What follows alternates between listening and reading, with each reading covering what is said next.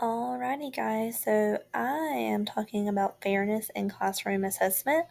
My name is Sydney Ray, and so we're going to talk about how we can give as teachers a fair assessment to all of our students and what factors go into that. And so, how do we ensure fairness while assessing? So, the three main categories that we are kind of looking at to see if an assessment is fair is how we gather the material, how we're interpreting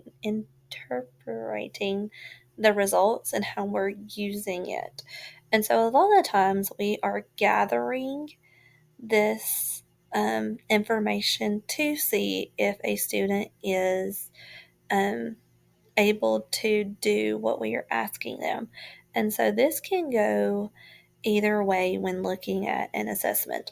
And so when we're gathering it, we have to make sure that the student is given a fair chance at showing what they have learned and the skills they have mastered. And so this can look like many different things. Now, again, a gathering method does not all have to look the same for each student. Not every student learns the same exact way. The one thing we have to do, though, is that we have to make sure that every student has the same opportunities. So, this can be something like if a student has not been there enough days to be exposed to the material that is going to be tested, then we don't really need to test that student on that material yet. And so we're not going to be giving them a fair assessment if we're testing them on the knowledge of something that they have not been pre exposed to as much as another student. And so the next thing is how are we interpreting the data? And so this really goes into the bias that we can have as educators. I know it's hard for us to admit sometimes that we do have our own biases when it comes to our students and to testing in general. And so, in general, we really like to test. It's shown in the research how we grew up testing. So I know growing up testing, it was a lot of paper pencil. It was not a lot of on the computer until the very end of testing.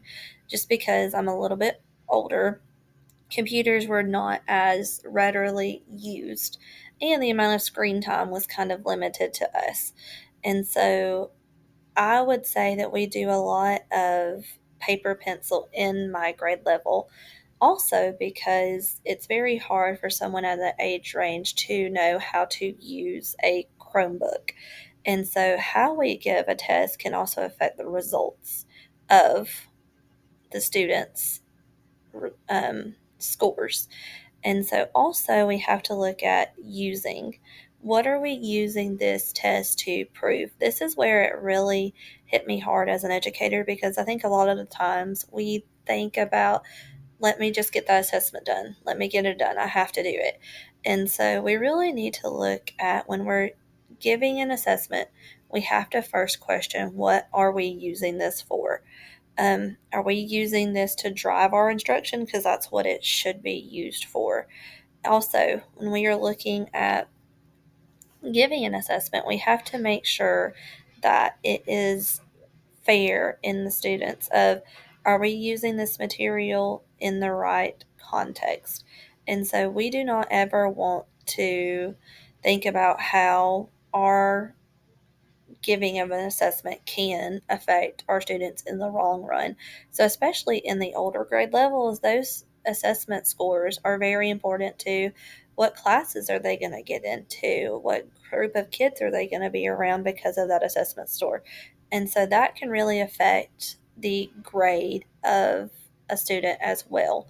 And so all of these things really just compile into one about how we can ensure fairness while assessing a student. And so this really just kind of skims the surface of it, but there are a lot of factors also that go into when giving an assessment. But these are all the major categories we have to look at when trying to create and give our assessment in a fair manner. I've also included my references here, and then I hope y'all have a nice day. Thank you.